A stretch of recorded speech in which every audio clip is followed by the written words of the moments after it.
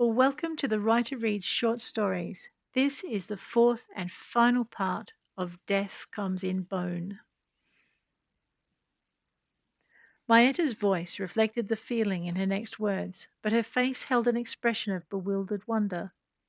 You killed her. She is not the one I came for. Even as Tanag spoke, the shadows behind Maetta moved, and Arrin appeared, draping an arm over Maetta's shoulder, letting his hand drift down to cover her breast. Maetta looked up, but there was no pleasure in her eyes, only a studied blankness. Arrin, she said, and directed her next question to Tanag. Will you kill him? It is why I am still here. Tanag decided not to reveal Shira's hand in his continued existence, his gaze flickering over Maetta as he noted what he had been unwilling to see before. His sister was dead, and had been for some time. The form she wore now was courtesy of some magic, a veil of tangible illusion covering eyes filmed over with green like scum-covered ponds, and fingers from which flesh still hung in shreds. Whether the illusion was for Arrin's, the servant's, or Maetta's benefit, Tanag didn't know, and neither, it appeared, did his sister.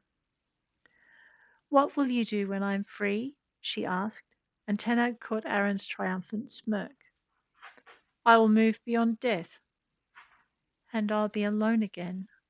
Maetta sounded so deeply disappointed that Tanag wanted to comfort her. He chose his words carefully, not wanting to lie or reveal the goddess's hand. I will stay with you for as long as you need me, he said, and felt a surge of approval from her goddess, confirming his suspicions. Maetta did not know she was dead. He turned his attention to Arrin. Let her go. Arrin smiled. Oh, I don't think so, brother mine, he said, his voice oily with the joy of thwarting him. I rather like living in your palace and ruling in your stead, and I love wifing your sister every night, whether she wants it or no. The rage inside Tanag roared, and for a moment he could not see, could not hear. He called to Shira in the vain hope she would hear and help him escape it, just a little longer. It would be so easy to turn against all the living for what had been done, now he knew Maetta was not among them. The goddess sent him a thread of calm, enabling him to see. You have but one chance, she told him. Tanag gritted his teeth, focused only on the usurper king. None the less, he said, addressing Arrin and grinding each syllable out as he clung to sanity, it is time for you to die. But what of Maetta? Arrin asked, laughing as he pulled Tanag's sister close against him and fondling her through the gown. Would you kill your own sister to get to me? Maetta's eyes grew wide, but she kept her gaze firmly on Tanag's skeletal face. Tanag did not hesitate. He lunged, plunging the sword through his sister's chest and into the warrior beyond, driving it deep and pinning them together, killing them both. In Maetta's case, again.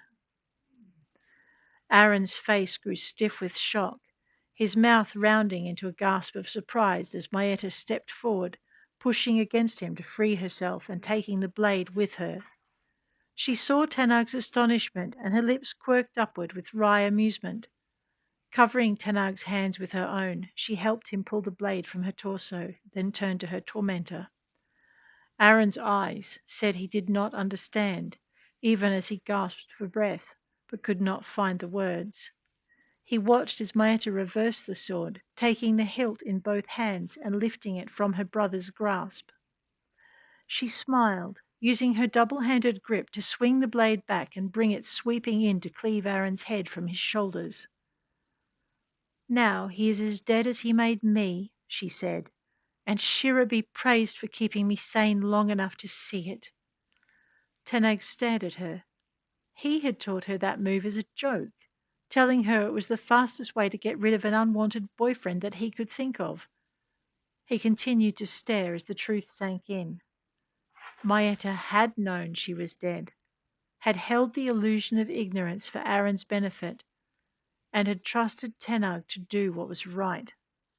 Her prayers for vengeance had coupled with his oath to bring him, unliving, to her rescue. Heart aching for her pain, he wound an arm around her waist as she lowered the blade. Safe in the curve of his arm, she leant against his side, and they listened as the sounds of battle died to silence outside the throne room door. Theirs had not been the only skirmish that night. As they waited, Tanag heard a distant shout of joy.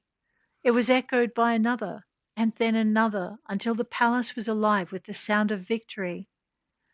With his family gone, Tanag did not know who would rule in their stead. He only knew it would be someone new, not a self-established demon king nor a succubus puppet, and not a prince or princess from a long-lived ruling line.